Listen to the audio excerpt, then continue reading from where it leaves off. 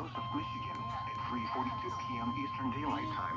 Doppler radar indicated strong thunderstorms capable of producing winds at around 40 knots. These thunderstorms were located along a line extending from near Valparaiso to 15 nautical miles southeast of Michigan City to 36 nautical miles south of New Buffalo, blowing northeast at 50 knots.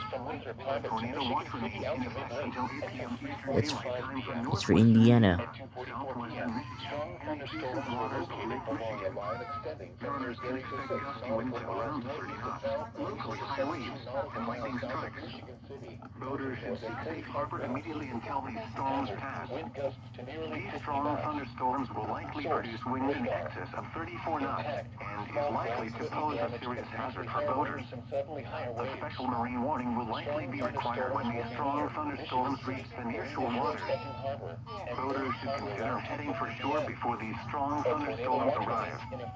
Intense lightning is occurring with these storms. If caught on the open water, stay below deck if possible. Keep away from ungrounded metal objects.